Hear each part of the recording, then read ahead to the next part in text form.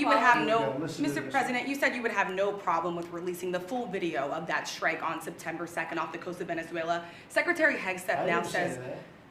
You said that. I didn't say that. This is ABC fake news. You said that you would have no problem releasing the full bit. Okay, well, Secretary Hegseth. No, whatever Hegseth wants to do is okay with me. He now says it's under review. Are you ordering the secretary to release that full video? Whatever he decides is okay with me. So every boat we knock out of the water, every boat, we save 25,000 American lives. That was a boat loaded up with drugs. I saw the video. They were trying to turn the boat back to where it could float.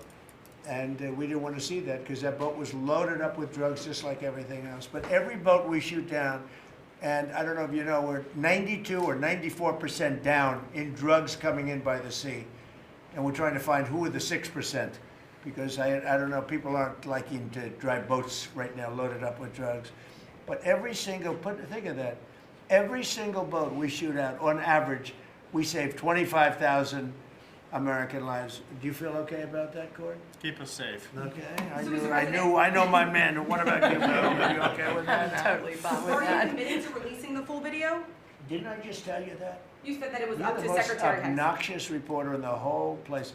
Let me just tell you, you are an obnoxious, actually a terrible reporter. And it's always the same thing with you.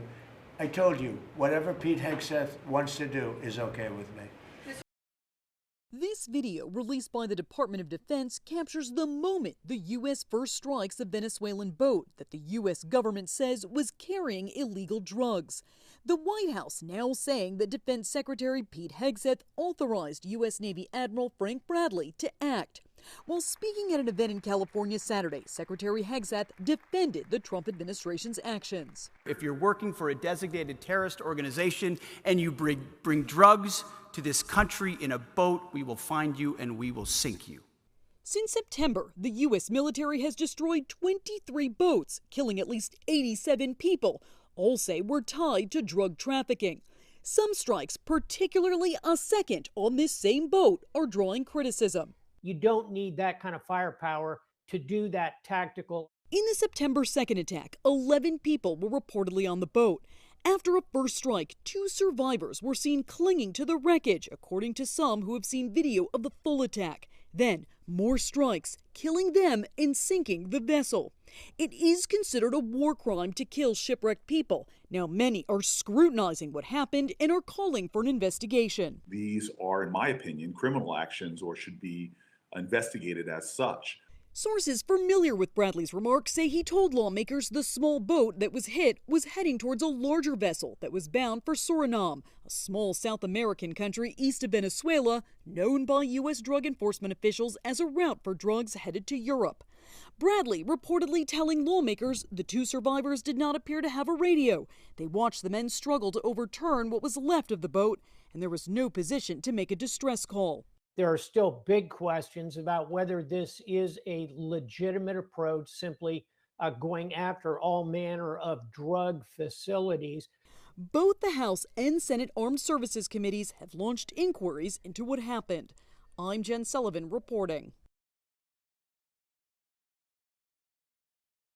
I would just say to him, like, listen, if there's a way to release the video, which I have not seen, but if there's a way to release that does not compromise our intelligence gathering, I would urge him to do it. I just think, based on what people have told me who have seen it, they've said it's very striking. It presents a very different picture. So, you know, it'd be good to see it. I'd like to see it. Look, we got to get the Epstein files released. We got to get any videos that do not in any way compromise mission integrity down there. Just get the stuff out there.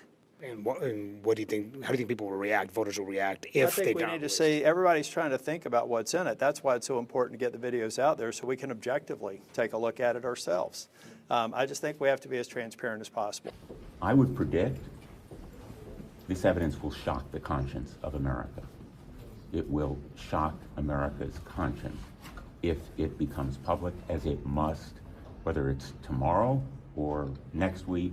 At some point, this evidence has to be disclosed. Donald Trump reversing himself, backtracking, saying he won't make it public, speaks volumes. Let the American public now have access to the rationale for this mission, the legality of the mission, and the evidence that would demonstrate whether we are in fact striking narco-trafficking boats or whether we are potentially making mistakes.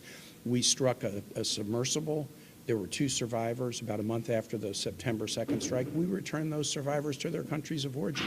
If they were narco-traffickers, why didn't we arrest them?